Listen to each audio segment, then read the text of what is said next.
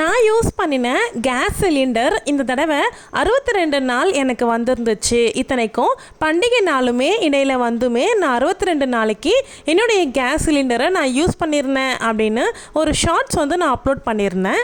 அந்த shorts video பார்த்துட்டு நிறைய பேர் டிப்ஸ் கேட்டிருந்தீங்க. நான் அதில் கமெண்ட்லேயே ரிப்ளை பண்ணியிருந்தேன். லாங் வீடியோவில் கண்டிப்பாக ஷேர் பண்ணுறேன் அப்படின்னு. அதுக்கான லாங் வீடியோ தான் இது.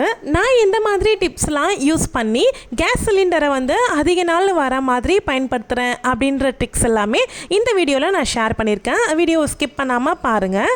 இந்த மாதிரி இல்லத்தரசிகளுக்கு தேவையான நிறைய சேவிங்ஸ் வீடியோஸு நம்மளுடைய சேனலில் இருக்குது. அது எல்லாமே ஒன்றா திரட்டி பிளேலிஸ்ட்டாக க்ரியேட் பண்ணி போட்டிருக்கேன். ஃப்ரீ டைமில் செக் பண்ணி பாருங்கள். Welcome to my channel. நான் உங்கள் பிரியா. என் சேனலை சப்ஸ்கிரைப் பண்ணி தொடர்ந்து ஆதரவு கொடுத்துட்ருக்க உங்கள் எல்லாருக்குமே ரொம்ப நன்றி. இனிமேல் சப்ஸ்கிரைப் பண்ண போகிறவங்களுக்கும் ரொம்ப ரொம்ப நன்றி. ஒரு 7 வருஷமாக என்னுடைய மாமியார் எங்கள் கூட தான் இருந்தாங்க. ஸோ நாங்கள் 2 பேருமே தான் கேஸ் சிலிண்டர் யூஸ் பண்ணுவோம். நான் அப்போ ஒர்க்கிங்காக இருந்தேன். மற்ற டைம் எல்லாமே அத்தை தான் யூஸ் பண்ணுவாங்க. அந்த டைமில் எங்களால் பெருசாக கேஸ் சிலிண்டரை சேவ் பண்ண முடியாது. அது மட்டும் இல்லாமல் எங்கள் அத்தை குளிக்கிறதுக்கு சுடுதண்ணியுமே கேஸ் சிலிண்டரில் தான் போடுவாங்க. ஸோ அப்போ எங்களால் சேவ் பண்ண முடியாது. மாதத்துக்கு ஒரு சிலிண்டர் மாற்றின காலம் கூட இருந்துச்சு. ஸோ இப்போ ஒரு வருஷமாக முழுக்க முழுக்க கேஸ் சிலிண்டரை நான் மட்டுமே தான் பயன்படுத்திகிட்ருக்கேன். ஸோ என்னுடைய விருப்பப்படி நான் பயன்படுத்துறதுனால என்னால் இந்த கேஸ் சிலிண்டரை மிச்சப்படுத்த முடியுது.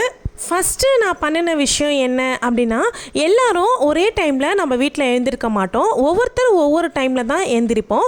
எங்கள் வீட்டை பொறுத்த மாட்டிலும் எல்லாரும் எந்திரிச்சதுக்கு பிறகு தான் நான் காஃபிங்கிறதே வைப்பேன். அப்பப்போ அடுப்பில் பால் காய வச்சுக்கிட்டு இல்லாமல் எல்லாரும் எழுந்திரிச்சதுக்கு அப்புறமா நான் ஒரே டைமாக பால் காய வச்சு ஒன்றா காஃபி போட்டு எடுத்துருவேன். ஸோ இந்த இடத்துல நான் கேஸ் மிச்சப்படுத்துகிறேன். உங்கள் வீட்டில் அந்த மாதிரி பண்ண முடியாது அப்படின்னு நினைக்கிறவங்க, நீங்கள் அட் அ டைமில் ஒரே டைமாக நீங்கள் டீயோ இல்லை காஃபியோ போட்டுட்டு அதை ஒரு ஃப்ளாஸ்கில் மாற்றி வச்சுட்டீங்க அப்படின்னா யார் எப்போ எந்திரிச்சு வராங்களோ அவங்களுக்கு அந்த ஃப்ளாஸ்கில் இருந்து நீங்கள் போட்டு கொடுத்துடலாம்.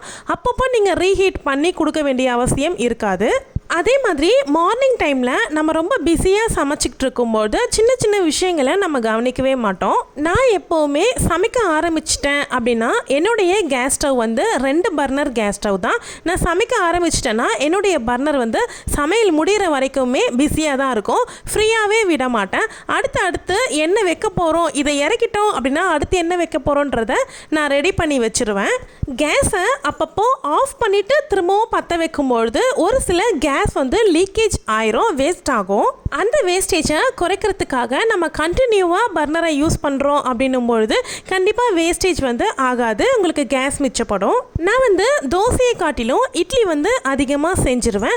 ஏன்னா இது ஒரு 10 நிமிஷத்தில் வேலை முடிஞ்சிடும். தோசை அப்படின்னும் பொழுது எங்கள் 4 பேருக்கும் சுடும்பொழுது ரொம்ப நேரம் நான் நின்று சுட வேண்டியது இருக்கும். அது மட்டும் இல்லாமல் கேஸுமே நிறைய வேஸ்ட் ஆகும். அதுக்காக நான் தோசையே செய்ய மாட்டேன் அப்படின்னு சொல்ல வரல, செய்வேன். ஆனால் அதிகமாக இட்லி தான் அதிகமாக செய்வேன்.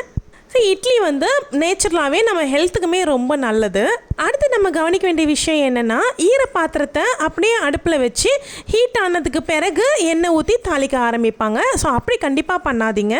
காலையில் நீங்கள் சமைக்கிறதுக்கு தேவைப்படுற பாத்திரங்கள் எல்லாமே நைட்டே கழுவி வச்சிடுறது ரொம்ப ரொம்ப உத்தமமான விஷயம். ஏன்னா அது நல்லா காஞ்சி ட்ரையாக இருக்கும். நீங்கள் அதை யூஸ் பண்ணும்பொழுது உங்களுடைய கேஸ் வேஸ்ட் ஆகாது. இதுலேயே இன்னொரு விஷயம் நான் பண்ணுவேன். காய்ச்ச பாத்திரத்தை அப்படியே டைரெக்டாக அடுப்பில் வைக்கும் பொழுது நான் பாத்திரம் காயறதுக்காக ஒரு டைமை எடுத்துக்க மாட்டேன். நான் பாத்திரம் வைக்கும் பொழுதே எண்ணெயை ஊற்றிடுவேன். ஸோ ரெண்டுமே சேர்ந்து ஒரே டைமாக ஹீட் ஆகிரும். எனக்கு சின்ன சின்ன விஷயங்கள் தானே இதெல்லாம். இதில் போய் எப்படி சேவ் பண்ண முடியும் அப்படின்னு நினச்சிங்கன்னா, இது ஒரு நாள் நீங்கள் செய்யும்பொழுது சின்ன விஷயமா தெரியும். இதையே நம்ம 2 மாதம் தொடர்ந்து செய்யும்பொழுது கண்டிப்பாக ஒரு வாரத்துலேருந்து 10 நாள் வரைக்கும் உங்களுடைய கேஸ் அதிக நாள் உழைச்சி வரும். அதே மாதிரி நான் சமையலுக்கு பெரும்பாலும் சுடு தண்ணி யூஸ் பண்ணுவேன். சுடு தண்ணி ஊற்றிட்டு நான் சீக்கிரமாக சமையலை முடிச்சிடுவேன். நமக்கு டைமும் மிச்சமாகும், கேஸும் மிச்சமாகும். நான் சுடு தண்ணி போடுறதுக்கு இண்டக்ஷன் ஸ்டவ் தான் பயன்படுத்திக்கிறேன். உங்ககிட்ட கெட்டில் இருந்துச்சு அப்படின்னா நீங்கள் கெட்டில் பயன்படுத்திக்கலாம். ஒரு சில பேர் வந்து எல்லாமே மல்டிப்ளாக வச்சுருக்க மாட்டாங்க. ஒரு கடாய் வந்து வேலை முடிஞ்சிருச்சு அப்படின்னா அந்த பாத்திரம் தான் திரும்பவும் கழுவி யூஸ் பண்ண வேண்டியது இருக்கும். ஸோ எனக்குமே அந்த மாதிரி இருக்குது. ஸோ அந்த டைமில் நம்ம என்ன பண்ணலாம் அப்படின்னா ஒரு நல்ல சுத்தமான துணியை வச்சு அந்த ஈரத்தெல்லாம் தொடச்சிட்டு அதன் பிறகு அடுப்பில் வச்சு சூடுபடுத்திக்கலாம். இன்னொரு விஷயம் என்ன அப்படின்னா நம்ம சமைக்கிற அவசரத்தில் டைம் ஆயிடுச்சு அப்படிங்கிறதுனால வேகமாக ஃப்ரிட்ஜில் இருந்து கொண்டு வந்து எல்லா காய்கறி பாத்திரங்கள் பால் இந்த மாதிரி விஷயங்கள் எல்லாமே கொண்டு வந்து உடனே டைரெக்டாக கொண்டு போய் அடுப்பில் வச்சு சூடுபடுத்துவாங்க. ஸோ அப்படி நீங்கள் செய்யும் பொழுது அந்த ஃப்ரிட்ஜில் இருக்கிற அந்த சில்னஸ் ரூம் டெம்பரேச்சருக்கு மாறத்துக்கு ஒரு சில கேஸஸை வந்து எடுத்துக்கும். அதுவும் இல்லாத திரும்பவும் ஹீட் ஆகிறதுக்கு தேவையான கேஸுமே எடுக்கும். ஸோ அப்போ டபுளாக உங்களுக்கு செலவாகும். இதை தவிர்க்கிறதுக்கு நீங்கள் ஒரு 1/4 மணி நேரத்துக்கு முன்னாடியே எந்திரிச்சு வந்து நீங்கள் அதெல்லாம் கொஞ்சம் வெளியே வச்சுட்டு அதன் பிறகு ஒரு 20 நிமிஷம் போல் கழித்து நீங்கள் செய்ய ஆரம்பிச்சிங்க அப்படின்னா உங்களுக்கு கேஸ் வந்து நிறையவே மிச்சமாகும். நான் வந்து எப்போவுமே பொரியல் வகைகள் செய்யும்பொழுது பொடியாக அரிஞ்சு செய்வோம் பார்த்தீங்களா, அந்த மாதிரி பொரியல் எல்லாமே நான் ஒரே ஒரு சின்ன குக்கர் வச்சுருக்கேன். அந்த குக்கரில் ஒரே ஒரு விசில் போட்டுட்டு அதுக்கப்புறமா கடாயில் மாற்றி தாளித்து செய்ய ஆரம்பிப்பேன். அப்போ வந்து சமையல் சட்டுன்னு முடிஞ்சிடும். எனக்கு கேஸுமே மிச்சமாகும். ரொம்ப நேரம் அதை வேக வைக்க வேண்டியது அவசியம் இருக்காது. குக்கர் வந்து யூஸ் பண்ணுறதுனாலையும் நம்மளுடைய கேஸை வந்து மிச்சப்படுத்த முடியும். என்ன தான் கேஸ் மிச்சப்படுத்துகிறேன் அப்படின்னா கூட எங்கள் வீட்டில் குக்கர் ரைஸ் வந்து நாங்கள் சாப்பிட மாட்டோம். சாதம் வடித்து தான் சாப்பிடுவோம். நான் வந்து ஒன்று சொல்லிக்க விரும்புகிறேன். நம்ம எந்த ஒரு சேவிங்ஸ் பண்ணாலும் கூட மளிகை சாமான்லேயுமே எப்படி சேமிக்கிறது அப்படின்னு நான் நிறைய வீடியோஸ் வந்து போட்டிருக்கேன். எந்த சேவிங்ஸ் பண்ணாலும் நம்மளுடைய ஹெல்த்தில் எந்த ஒரு காம்ப்ரமைஸும் இல்லாமல் நம்ம பண்ணுற சேவிங்ஸ் தான் வந்து ஹெல்த்தியான சேவிங்காக இருக்கும். சில டைம் வந்து நான் காஃபி இந்த மாதிரி ஏதாவது சூடு பண்ணுற வேலை இருக்குது அப்படின்னா என்ன பண்ணுவேன் அப்படின்னா வடித்த சாதம் இருக்கும் பார்த்தீங்களா, அந்த வடித்த சாதத்தில் அந்த டம்ளரை வந்து கொஞ்சம் அமுத்தி வச்சுருவேன். தட்டை போட்டு மூடி வச்சுருவேன். கொஞ்சம் நேரம் கழித்து நல்ல அந்த காஃபி நல்லா அப்போ சூடு பண்ண மாதிரி நல்ல சூடாகிரும். அதை எடுத்து நான் குடிச்சிக்குவேன். அந்த கேஸுமே மிச்சமாகிரும். இது கூட பரவாயில்ல. எங்கள் அம்மாலாம் என்ன பண்ணுவாங்க அப்படின்னு பார்த்தீங்கன்னா சாதம் வெந்துக்கிட்டே இருக்கும். அந்த டைமில் டம்ளர் வந்து அப்படியே அந்த சாதம் வேகும்பொழுதே அதில் விட்டு அந்த டம்ளரை சூடுபடுத்துவாங்க. அதுக்குள்ளே இருக்க காஃபியுமே சூடாகிரும். 2 in 1ன்னு சொல்லுவாங்க.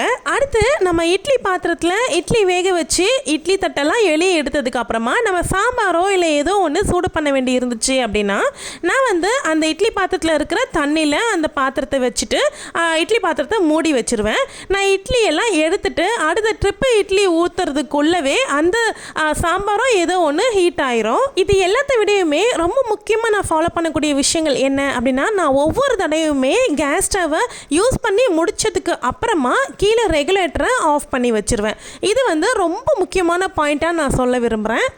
நம்ம கீழே வந்து ரெகுலேட்டரை ஆஃப் பண்ணி வச்சிடுறோம் அப்படின்னும் பொழுது மைல்டாக ஆகக்கூடிய லீக்கேஜஸ் கூட நம்ம தவிர்க்க முடியும். ஒவ்வொரு டைமுமே நான் கீழே ஆன் பண்ணிவிட்டு அதன் பிறகு தான் வந்து நான் ஸ்டவ்வே யூஸ் பண்ணுவேன். இதனால் எனக்கு நிறையவே சேவிங்ஸ் ஆகுது. என்னுடைய பசங்களுமே சம்டைம்ஸ் வந்து தோசை இட்லி இதெல்லாமே ஊற்றுவாங்க அப்படிங்கிறதுனால எனக்கு கீழே ஆஃப் பண்ணி வைக்கிறது தான் சேஃபான ஒரு இதுவாக இருக்கும். அது வந்து எனக்கு 2 in 1 யூஸ் ஆகிடுது. இன்னுமே இந்த மாதிரி நிறைய டிப்ஸ் இருக்குது. இது எல்லாமே உங்களுக்கு யூஸ்ஃபுல்லாக இருக்கும் அப்படின்னு நினைக்கிறேன். இந்த டிப்ஸில் நீங்கள் எந்த டிப்ஸ்லாம் ஃபாலோ பண்ணிகிட்ருக்கீங்க அப்படிங்கிறதுமே கமெண்ட்டில் கண்டிப்பாக ஷேர் பண்ணிக்கோங்க. நம்ம அன்றாடம் யூஸ் பண்ணக்கூடிய மளிகை சாமான்லேருந்து கூட எப்படியெல்லாம் பணம் சேமிக்கலாம் அப்படிங்கிறதெல்லாம் நம்ம சேனலில் ஆல்ரெடி நிறைய வீடியோஸ் போஸ்ட் பண்ணியிருக்கேன். பிளேலிஸ்ட் இருக்குது, செக் பண்ணிக்கோங்க. தேங்க்யூ.